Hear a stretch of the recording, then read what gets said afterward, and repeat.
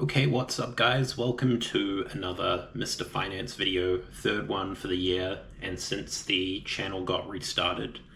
Um, like I was saying the last video, I've been meaning to do a video since I restarted this channel about my portfolio and how it's been doing, but another topic's come along that I really want to talk about, which is the Saaspocalypse. I know I've touched on this briefly in the first video I did this year and a little bit more in the last one, but it's really blowing up now, and this term Saaspocalypse is everywhere at the moment. So I want to talk a bit about why I think it's a lie, or at the very least a bit misunderstood in terms of what's actually happening, and why I think now is a good buying opportunity, especially for long-term investors. So this one is called Saaspocalypse is a lie.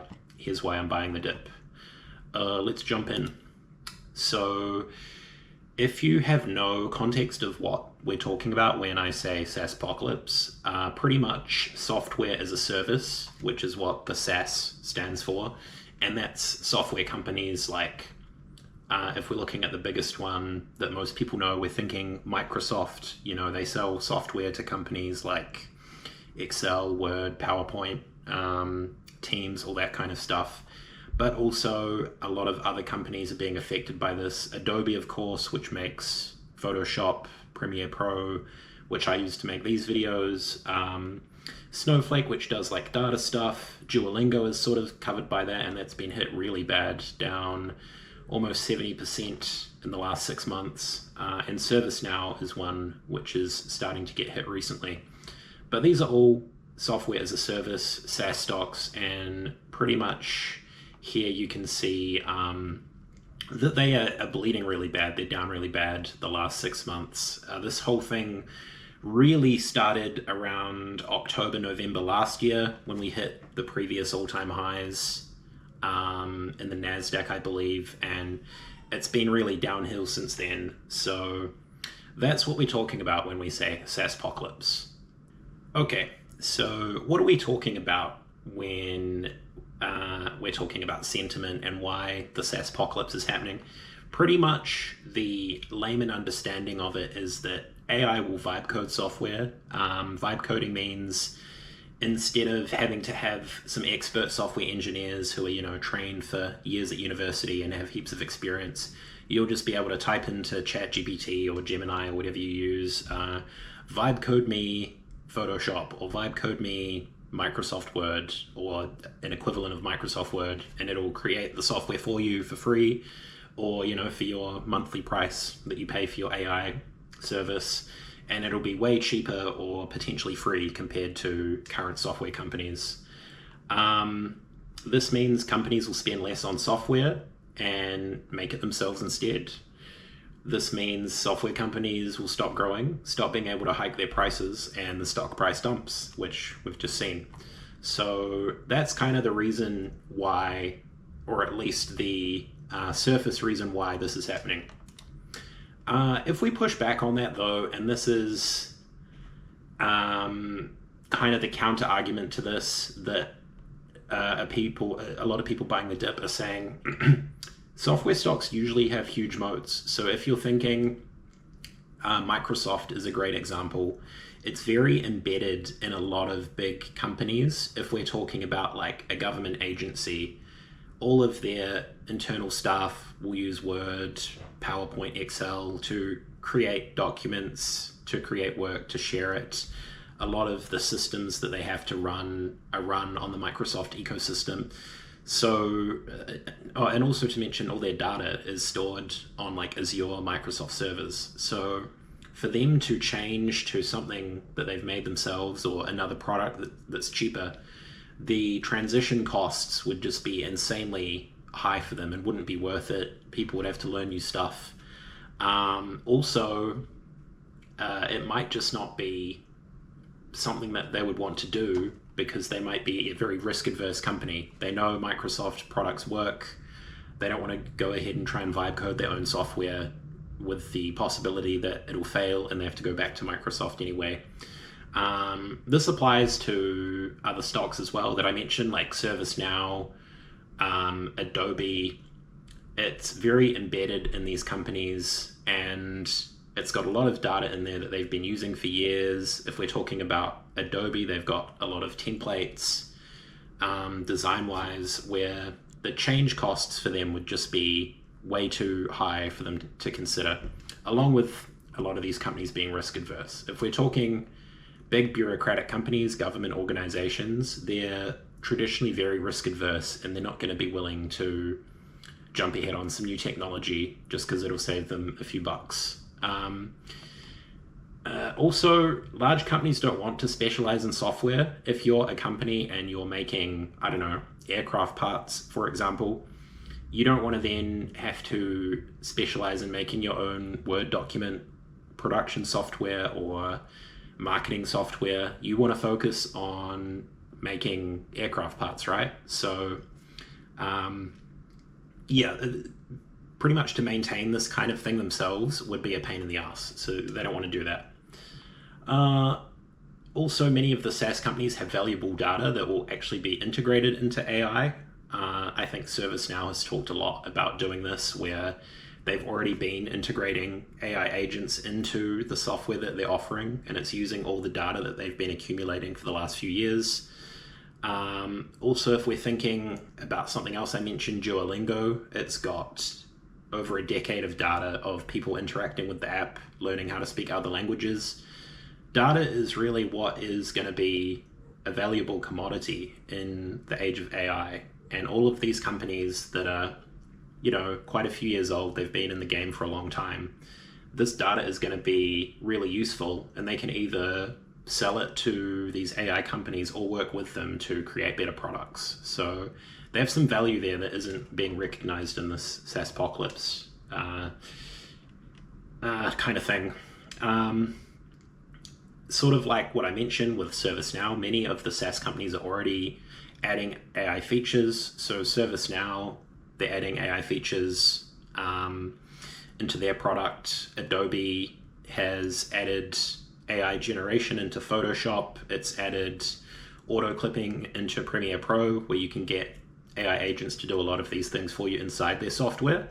So the software is bringing in a lot of AI tools and features into a UX experience or a user experience that people are familiar with. So people already know how to use the software. They just add a new feature which people can learn. They don't have to learn a whole new software suite from scratch or do it themselves. As long as they make the user experience good, people can learn how to do these new things, learn these new features in a much more seamless way. And the last one I've put here, SaaS companies could use AI to reduce their own costs and increase margins. So if you're a company making software, maybe you could keep your best software engineers, and we're already seeing this happen, keep your best software engineers, maybe not hire so many new recruits. They can be more efficient and use these AI agents to help them code and improve the software without having to hire new humans. Because they're hiring less people, they don't have to pay as much, so their margins increase. So this could actually be a benefit, and these could all be counter-arguments to the Saaspocalypse narrative.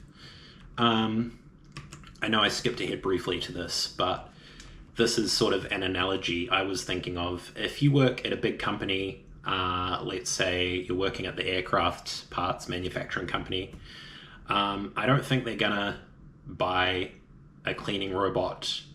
They're probably just gonna hire or employ the services of a cleaning company, and maybe the cleaning company uses cleaning robots like this AI generated image here.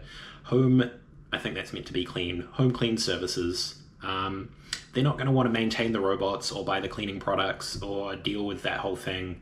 They're going to focus on their business, which is making aircraft parts. They're not going to want to buy a cleaning robot and get into that business. It's much more efficient to just work with companies who specialize in, respective industries. I think, no, we're not quite at we've got a Jensen Huang clip coming up, but I also wanted to mention here economies of scale, which is pretty much just the principle that the more you make of something, the less it costs. So the more that companies focus on a product, focus on doing a particular thing, their cost per item, and we see this in the little graph here, the cost per item comes down. So this is a general economic principle, but if the argument is that all these big companies are going to start specializing in all these different softwares that their employees need to use to save money, it's going to detract from their main purpose, which could be making aircraft parts, could be driving trucks, could be customer service. Companies generally will focus on their main business, and they don't want to diversify into things that are completely unrelated to their main business. So that's just a general economic principle I think sort of applies here. And I had an example here. This is just on Alibaba. So if you're buying 1 to 39 of these little game consoles, they'll cost you $29.58 a piece. But if you're buying more than 1,000, the price comes down a pretty good percentage to about just over $25. Pretty much this is just showing that if you focus on one particular thing, the price comes down. And yeah, I think this applies to Saaspocalypse. Like I was saying before, these companies, they're just going to use software that is already specialized in what they need it to do. They're not going to try and redo it themselves because it'll just detract from their main objective and increase price. Yeah, it's not going to be the way to go. Here's the clip I mentioned, Jensen Huang. So he's much better at talking about this than me. So I'll play this and react to this one. You think about the software industry, the SaaSgeddon that they've been calling it. You look at law firms, cybersecurity firms last week, and then IBM shares this week had their biggest drop in a quarter century. Is that overdone by the markets, or do you think there's a real good reason that investors are looking at this and saying, this is going to change everything for these industries that have been so entrenched? Deeply, I think there's a deep misunderstanding. What Claude is definitely revolutionary, and it's an inflection point for AI. It's the first time that AI can perceive, it can reason, but it can also do work. It actually performs tasks. Like, for example, it can write software. It could create a website for you. It could arrange a vacation for you. And so it can actually perform tasks. And that's the reason why we call them agents. They're agentic in their nature. What software companies, the reason why it's so exciting, of course, is because it can write software. What's going to happen are the tools companies, the platform, the ISVs, the SaaS companies, the tools companies, they will use agentic systems to develop their software. But enterprises are not going to go develop software. They're going to use agents to use those tools. And so what's likely going to happen is that agents won't replace the tools, but agents will use tools. That's the reason why we also say agents are tool users.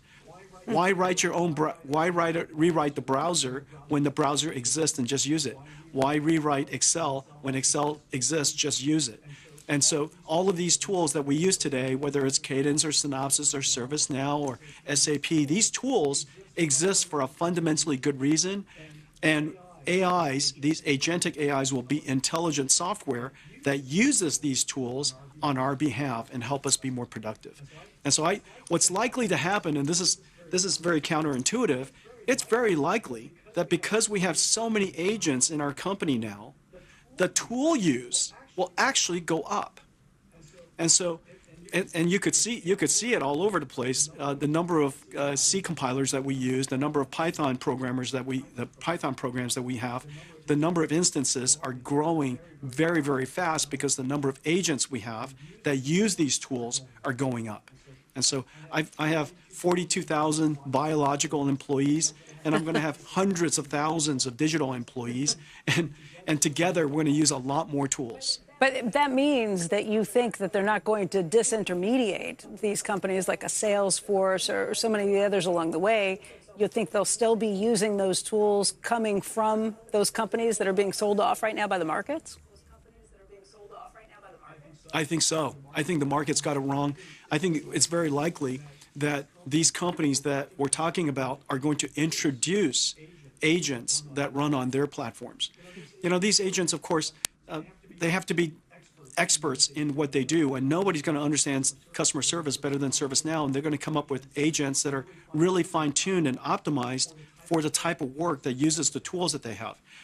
In the end, also, we need the tools to finish their work and put the information back in a way that we can understand, and that we call them system of records. And so each one of these tools have their own system of records. Those system of records exist because we put them there and we use it so that we understand the information that's finally complete. And so those system of records will still be ground truth, and they'll continue to be ground truth. And now the agents will help. They will use it, and they will populate the system of records. They will use the tools that are available on these platforms. I think a thought experiment that could be helpful is, imagine one of these days when we have robots and these robots are in our homes. It's very unlikely that the robot will come up with a new Cuisinart.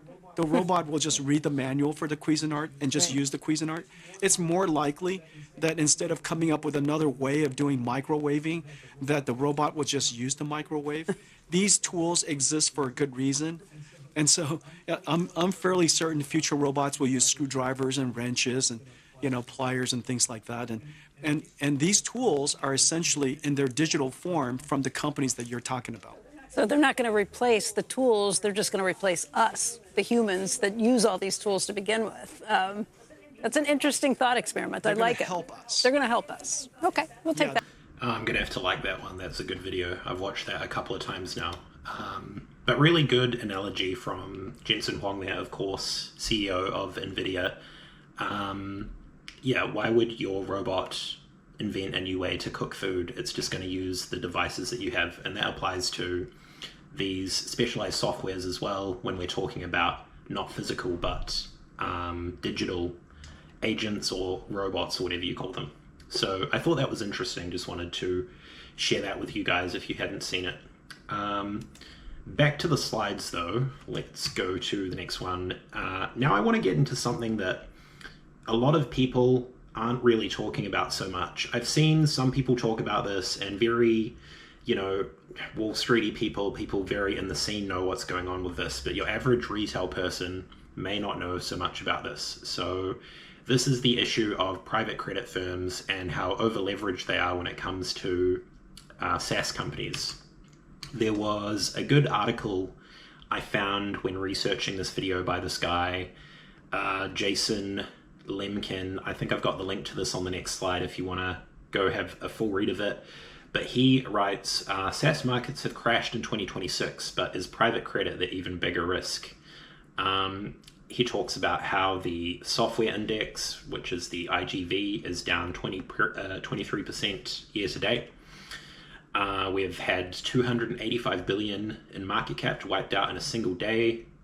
Software PS ratios, price to sales, are compressing, going down. It's not good. And private credit, which is pretty much a company which gives money, sort of like a bank, to these software companies, but they're not a bank. They're a private firm that provides private credit, hence the name. They've got $600 to $750 billion worth of exposure to software companies, and it's their biggest sector that they're exposed to.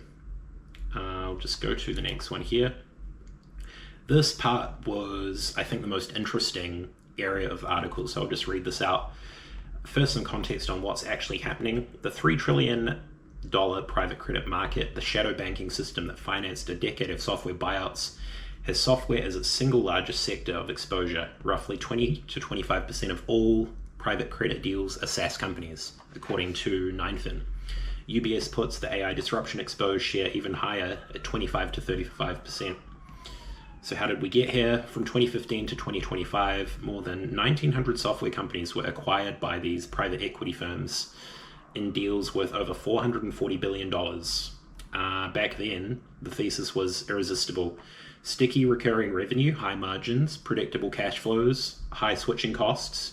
Private credit loved lending against those characteristics. Software became the engine of the entire unitranche loan market. the problem is that every single one of those assumptions is now being stress tested by AI, hence the Saaspocalypse and what we were saying earlier about people just vibe coding their own software. So pretty much to sum that up, and the URL is here if you want to go and have a read of that or Google it. But these private credit firms back in 2021, when interest rates were super low, these companies were valued at all-time highs. They thought that they would be money printers forever. They went in there and paid hand over fist for these companies. Now the debt that they took out to buy them is coming up for renewal 5 years later. And there's a big risk here that they're not going to be making as much money as they thought, especially when they could be disrupted by AI. So let's look into this a bit deeper. This was a visual I got, Notebook LM, which is one of Google's AI products to make me, but it sort of represented it as this skyscraper, which is private equity. 23 of 22 major business development companies face a 75% increase in maturing debt compared to last year. So their debt's going to go up 75% this year. That's why this is the year for all the shit to go down pretty much. They've got $750 billion of exposure, which is what the article was saying before. Pretty much it is a crumbling building with not so good roots or foundations that could come crumbling down this year, is what this is showing. I thought that was kind of a cool visual. It's kind of ironic talking about AI replacing everything, how it can make some pretty cool stuff sometimes. But yeah, that was kind of a visualization of what's happening. So how does this relate to what's happening with publicly traded companies like Microsoft, ServiceNow, and who's profiting off of this? Of course, when someone's over leveraged like these private credit companies, it can be a good opportunity for other people who want to come in there, maybe short the company if they're a public company, pretty much borrow shares of the company and sell them, betting that they will drop later on and they can buy them back later for cheap and make money off that difference. So this is talking a bit about that. This is from last year, but this is kind of when things started going down. Hedge funds target private credit lenders as economic pressures mount. Hedge funds are ramping up short bets against private credit firms, including Apollo Global, Ares Management, and Blue Owl Capital, betting that economic headwinds and trade frictions will take a toll on the booming direct lending market, according to a report by Bloomberg. And it says here, short sellers have notched an estimated $1.7 billion in paper profits this year from positions against 7 of the largest publicly traded direct lenders. And this is from almost a year ago, so I assume their profits have gone up a lot more, these people that are shorting these companies. So there's some speculation there. Pretty much if you're a short seller and you want to bet against these companies and make some money, it might be in your interest to push on this narrative of the Saaspocalypse and AI replacing software. If you know there's these companies out there who have bet huge amounts of money on it, they're over leveraged. If you can get that narrative to catch on Wall Street, in the global news sphere, their stock price is going to go down and you're going to make a lot of money. So, that's sort of part of it that maybe not so many people are taking into account. And also there's this side of it. Also, hedge funds are offering locked up private credit investors a way out at hefty discounts. This one's pretty much saying that these private credit firms are offering to buy people's positions if they've lended money to the private equity firms. Maybe because of what they've signed, they're not able to get the money they've put in out for the next 10 years. A hedge fund might come along and offer to buy the amount from you that you've invested, but they're only going to give you 50 cents on the dollar. So let's say you put in $100,000 into a private equity company. hedge fund will come along and offer you 50,000 for your shares or your equity that you got in that company. So pretty much they're getting things at a discount. And if it turns out that these companies do have value after this all blows over, they're going to have all these assets that they picked up for insanely cheap prices. So this is just another way people are profiting potentially off the speculation of the Saaspocalypse. These are some private equity companies that were mentioned in the article 2 slides ago. So we've got Blue Owl Capital, Apollo Global Management, Ares Management, and if we look at the last year to date, they are down pretty bad. Blue Owl down 50%, Apollo down 29%, Ares down 32%. So pretty much these guys have been getting hammered for the last year. And these are some publicly traded private equity companies. A lot of them aren't publicly traded, so we don't have as much visibility of what's happening with them. But by looking at these public ones, we can see how badly they're getting hit. Especially if we look here, the last sort of 3 months, it's gone particularly bad. Also, if we're talking about shorting private equity, like the article before mentioned briefly, this is the short interest. So this is the percentage of shares which are being shorted.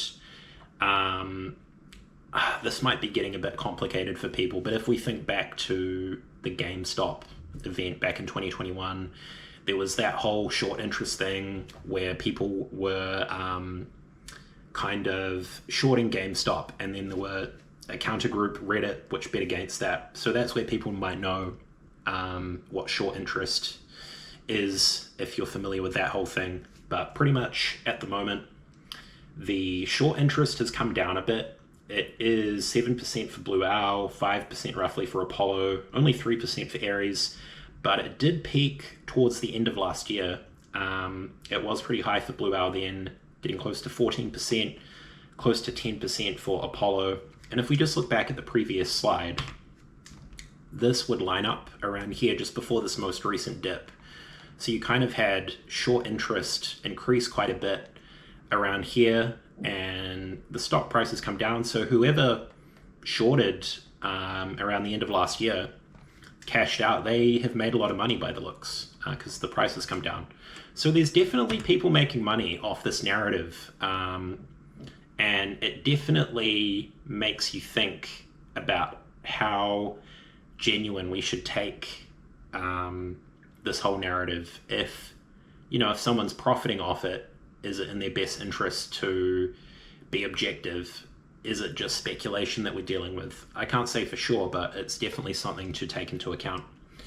And this is one more thing I wanted to show. This is another AI visual, but this is kind of a visualization for this whole private equity and people profiting off the over-leveraged nature there, to maybe help people understand a bit more. So imagine we've got this really nice neighborhood which kind of represents software companies before AI came along. You've got Microsoft in their mansion, Adobe in their mansion with their big gate, and I think the AI's added like a little force field here, which is clever. But they've got their nice houses in their nice neighborhood, and in 2021 people wanted to move into this neighborhood, so they started building new houses here by the forest. These private equity companies, they helped build these houses or bought these houses from companies, bought these companies in the neighborhood because it's such a nice place to be, a lot of money to be made. But then these guys come along, the speculators, and they say, there's a monster in that forest and it's going to come and get you guys. And so these houses close to the forest are in danger, and the value of these houses starts to come down because people don't want to live there anymore. That brings down the property prices for the whole neighborhood. People want to get out, so they sell their house to these guys for cheap, or if it's owned by a company that's renting it out to people, they might make short bets against the company. So this is just maybe a visualization to help you understand this a bit more. The AI also added some interesting points on the side here. So pretty much what I'm getting at is it's not so much a case of AI disruption. It spelled it wrong, but AI disruption. It's more that there's a lot of companies with bad loans, high margins. That is the real issue that people aren't getting at so much. Predator versus power tool, we don't know yet if, well, at least for sure, if AI is a predator or if it could actually be helpful for a lot of these companies. I think that'll be found out in the coming years. At the moment, the sentiment is, and the market believes that the monster is real, and that's bringing down the value for this whole neighborhood, the whole sector of software. So hope you like that one. This is the pretty much final slide I had, but to end the video, I know it's been a bit of a long one, the Saaspocalypse narrative is being used to expose and profit off of distressed private credit firms, and people are definitely making a lot of money there by doing this by the looks. Strong SaaS names with good low PEs, like Microsoft, Adobe, those are definitely two good examples. Companies that have good growth like ServiceNow and Snowflake, they're good buys if you're thinking long-term, like 5 to 10 year horizon. So you can use this speculation and this narrative to potentially buy the dip. That being said, though, the private credit crisis could get a lot worse before it gets better. So if we get a black swan event in the next few months, maybe Trump invades Iran or China threatens to invade Taiwan, I don't know, it could be anything. Coronavirus too, that could be the final nail in the coffin or the final Jenga block that's pulled out, which makes this whole 50 billion in distressed debt explode and these companies go bust. So just be careful of that. Keep some cash on the side. There's always the risk this year that could go off. It's hard to say yet if these companies will be okay, if they'll survive, or if they're going to get wrecked. It's looking kind of 50-50 from what I've seen. But buy the dip, but just always be prepared for it to dip more, which it can always happen and is sometimes the way it goes. But that was a long video. Thank you guys for watching. Hope you enjoyed this one, and hopefully the next one will actually be about my portfolio returns. We'll see you then. Catch you later. Bye.